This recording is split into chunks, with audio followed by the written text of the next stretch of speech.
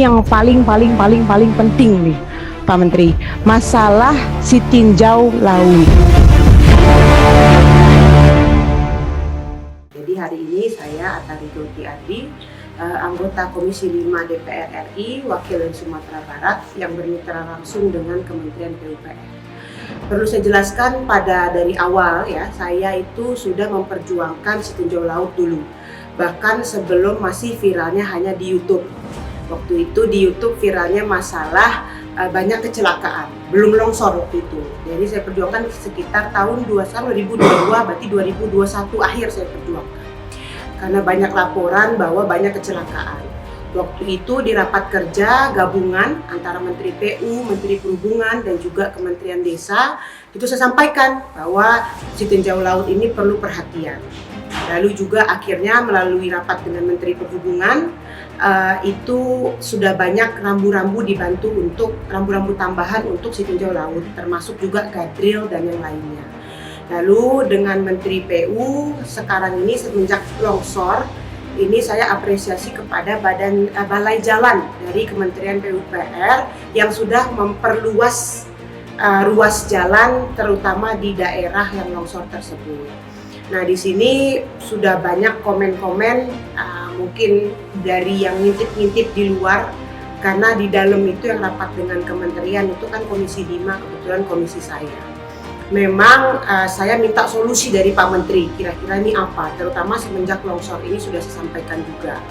Nah, ada info tentang flyover si tinjau laut.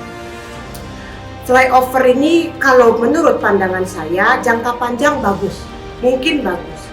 Tetapi yang dibutuhkan kan sekarang solusi dari penyelesaian longsor ini dulu. Kan nggak mungkin dibangun flyover lalu longsornya terus-terusan dibiarkan, kan nggak mungkin. Saya berharap di sini kita fokus penyelesaian masalah. Masalahnya apa? Longsor. Oke, longsornya dibenahi dulu. Caranya apa? Banyak caranya sebenarnya. Nah, selama ini kan dari pemerintah provinsi hanya langsung mengusulkan flyover. Ini ibaratnya gigi kita busuk, satu gigi busuk.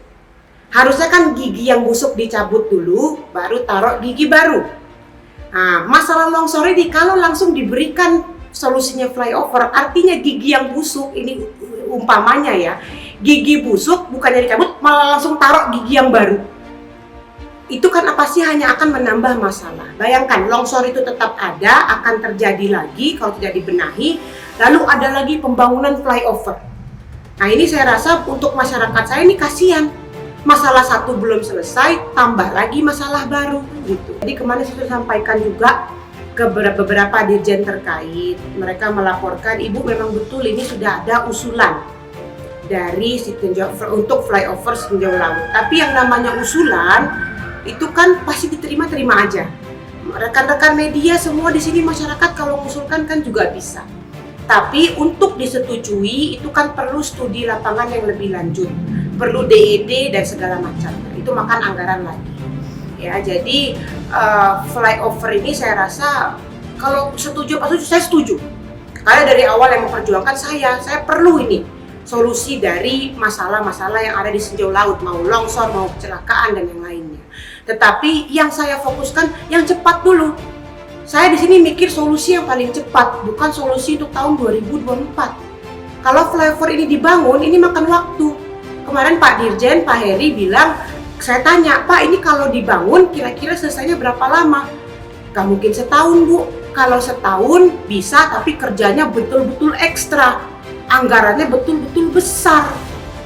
Berarti minimal kan gak mungkin setahun, berarti kan bisa 2 tahun. Nah berarti kalau diusulkan, nah itu kan lama. Sedangkan ini masalah sekarang yang mendesak. Nah gitu, jadi ini kita fokusnya bagaimana solusi yang paling cepat dulu, supaya masyarakat saya nggak banyak jadi korban. Masyarakat saya nggak banyak yang tadinya buka ada usaha, ngirim barang, ngirim hasil usahanya nggak terhambat, perekonomian juga nggak jadi terhambat. Juga kemarin katanya sebenarnya saya ini bingung juga ya, karena saya yang di Komisi 5 terus memantau. Sengaja saya nggak mau koar-koar tentang flyover ini. Kenapa saya nggak koar-koar? Saya nggak mau cuma janji, saya nggak mau cuma ngasih harapan. Flyover ini sudah dari lama infonya, tapi saya nggak mau keluar-keluar pasti. pasti selesai, pasti ini. Belum ada kepastiannya. Dari pemerintah belum ada, dari Pak Menteri belum ada. Jadi saya nggak mau ya, masyarakat ini belum apa-apa, cuma dapat info dari info semriwing, langsung masyarakat saya diberikan harapan. Jangan begitu dong. Apalagi keluar kata-kata pasti. Dari mana? Yang pasti itu harapannya pasti tuh ngarep-ngarepin aja itu pasti ngarep. Tapi apakah pasti disetujui usulannya, pasti keluar itu program, kan belum tentu. Di sini ditunjuk kemarin Hutama Karya. Yang saya ketawa itu kok belum usulan baru masuk. Belum disetujui, belum ada kata-kata oke, langsung keluar Hutama Karya yang mengerjakan, HK ini, HK itu. Loh kok Hutama Karya terus yang didorong? Di sini kemarin coba di berita itu sudah keluar ya, bahwa Hutama Karya itu diperkirakan sampai tahun 2026 itu hutangnya sampai 6 triliun. Ya. Lalu nih saya bacakan ya, berarti ini menurut Dirjen Kekayaan Negara dari Kementerian Keuangan, Bapak Ronald Silaban, bahwa untuk tahun 2020 Hutama Karya itu kerugiannya mencapai 2 triliun. Lalu untuk 2021 itu ada 2,4 triliun kerugiannya. Coba sekarang dibayangkan, besok mau mengerjakan lagi proyek triliunan. Apa garansinya bahwa Hutama Karya ini bisa menyelesaikan proyek itu sesuai dengan tujuannya? Apa garansinya? Saya mau tanya. Nah, ini tugasnya siapa? Mengoreksi, menilai BUMN ini tugas siapa? Komisi 6. Nah, ini harusnya fokusnya Komisi 6. Hutama Karya ini harusnya kan diaudit, dilihat kenapa bisa rugi. Tahun ini aja PMN, penyertaan modal negara untuk Hutama Karya itu 30 triliun lebih disuntik oleh pemerintah. Apa jaminannya besok itu terus menggunakan dana pemerintah ya? Artinya pemerintah terus menyuntikkan dananya untuk Hutama Karya, termasuk tahun ini 31 triliun, 31,2 atau 31,3 saya lupa ya. Itu payment dari mana? Dari negara juga. Ya karena BUMN kan. Jadi saya mau tanya, apa jaminannya dengan kerugian yang bisa mencapai 6 triliun diperkirakan 2026 nanti, apa garansinya Hutama Karya bisa menyelesaikan proyek si tinjau laut ini dengan baik nantinya? Apa garansinya? Itu karena ini logika aja, sudah rugi mau lagi ngerjakan proyek ini kan menurut saya ya saya perlu kepastian lah apa kira-kira ini. Dan perlu diingat ini tugasnya Komisi 6 tuh ini, karena mitranya langsung BUMN. Harusnya yang diperiksa tuh yang begini-begini oleh Komisi 6. Baru infrastruktur itu saya tugasnya di Komisi 5 ya. Jadi memang kalau saya karena belum ada kepastian, saya nggak mau umbar-umbar. Buat apa? Sudah kenyang masyarakat dengan janji-janji palsu dari wakil rakyatnya. Saya bukan tipe orang yang belum dikerjakan udah keluar-keluar. Jangan seperti itu. Masyarakat perlu hasilnya, perlu penyelesaiannya. Artinya dikerjakan dulu, selesaikan dulu, baru kita bilang itu ke masyarakat. Dipastikan dulu itu ada, baru kita sampaikan ke masyarakat, gitu loh. Dan juga perlu kita ingat ya, kemarin ada yang komentar juga dari sesama Komisi 5, nggak perlu pengawasan, dilewatin aja Komisi 5. Loh, ini bahaya sekali. Dari mana itu asumsi seperti itu bahaya sekali. Kalau saya nggak mau seperti itu. Ini kan proyek pembangunan yang melibatkan langsung masyarakat.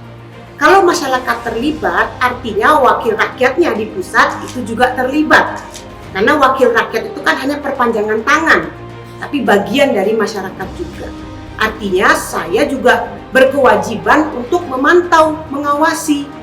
Jangan sampai kalau memang proyek itu jalan, proyek itu dibangun, disetujui, jangan sampai itu nggak sesuai dengan target, pembangunannya nggak bagus, atau nanti ada yang bolong-bolong, itu kan harus diawasi.